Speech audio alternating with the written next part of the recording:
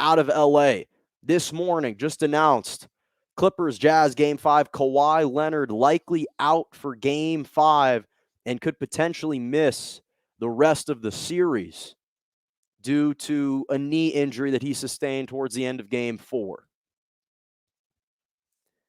Whew. Wow. That I was just talking about how Chris Paul may have put himself in jeopardy of winning an NBA championship. Well, this may have just cost the Clippers an NBA championship right here. If Kawhi Leonard cannot go for the rest of the series, obviously he's out game 5. They'll probably lose game 5. If he can't play the rest of the series, this series is done. And I don't like to throw out loosely the proverbial black cat that runs through franchises and organizations. And I don't like to imply or insinuate that certain franchises just have some type of negative aura and stigma attached to them.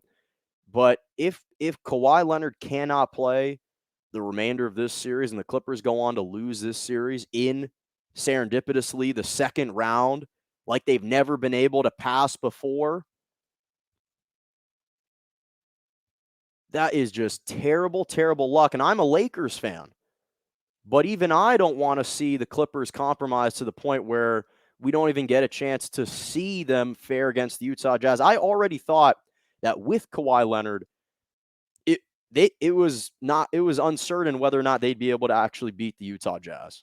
I thought the Utah Jazz would actually win with Kawhi, let alone without Kawhi Leonard. If Kawhi Leonard doesn't play the rest of the series, they're not winning.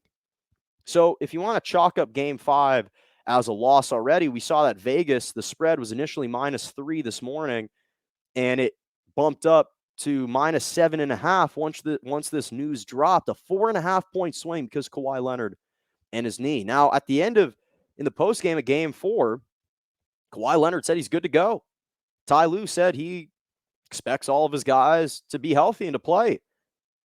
So we knew that he's been dealing with an ailing knee. But what I hate more than anything, and I touched on this in the last segment, is that this year, more so than any other season in the NBA, we've been robbed of the best players and the best matchups and a level playing field more so than any other season. I touched on how in my show on Monday, how according to stats, over 19% of the players in the NBA that the NBA deemed as stars, they missed time due to injury.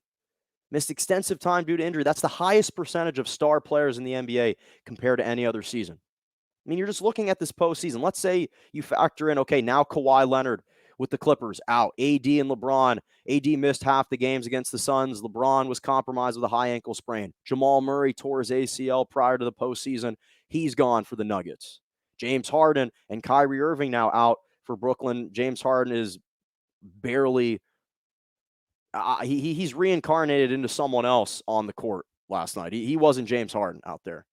Donovan Mitchell sprained his ankle towards the end of the season. Chris Paul had a banged shoulder in the first game against the Lakers. The list goes on and on. The spate of injuries that have just ravaged this league. And now it culminates in another championship contender in Kawhi Leonard and the Clippers. And that may have just robbed them of a chance to reach the Western Conference Finals for the first time in their franchise history, or even to win a championship. They were also primed to win an NBA championship. And now he's done, potentially, at least game 5. I just hate that injuries have determined the outcomes of so many series this year. Even as a Lakers fan, as a sports fan, I can live with, as a fan, if we face a team and the team just beats you. Okay, shake hands, congratulate them, and move on. But even I have enough reverence for the league and for sports where I want to see you at your best versus me at my best. Your team versus my team, mano a mano, who's going to outwin the other. That's what I want to see. I don't want to see Donovan Mitchell and a loaded Utah Jazz team taking on Paul George, Pat Beverly, Nicholas Batum, Luke Kennard, and Terrence Mann, and having to come on air the next day and ridicule Paul George because he couldn't carry a Clippers team without Kawhi Leonard when that wasn't initially what he was supposed to be asked to do. I guarantee Game 5, I guarantee tonight, because the Clippers are losing tonight. The Utah Jazz are going to win Game 5 tonight. I'm going to predict that Paul George drops 22 points on 6 of 19 shooting, on 2 for 8 from the three-point line, and he'll probably go 6 for 7 from the free throw line. And he's going to get absolutely torn to shreds when he was just balling the last 2 games, dropping back-to-back 30-plus point performances. I don't want to have to do that, but now the spotlight shifts to him. So without Kawhi, even with Kawhi, I didn't think they'd win this series. Without Kawhi, they're not going to win this series, and they may have just cost themselves an NBA championship. Now, it wasn't their own doing. It's not like they cost themselves a championship. Extenuating circumstances may have just cost them an NBA championship. And again, I know that Kawhi has had chronic knee issues. He's had an ailing knee for years. He tore that upper quad tendon of his in the opposite knee several years ago in San Antonio. But even I hate to see this happen midway through a competitive series like this. So, I mean, now the Jazz are going to win this game. And then shifting to the 76ers and the Atlanta Hawks, to me, this is the series. To me, this is the series for both teams.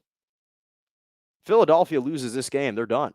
This series is over. Atlanta's going to win this game or win Game 6 at State Farm Arena. But I also think conversely that if Atlanta loses this game, they're not going to win at State Farm Arena. And I love the Hawks. I love what they've been doing, but I can't bank on Joel Embiid going 4 for 20 again from the floor on the road.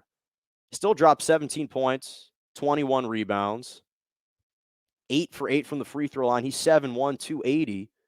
Clearly battling and laboring through a partially torn MCL in his knee. But this game is the series tonight. Game 5 is the series for both of these two teams.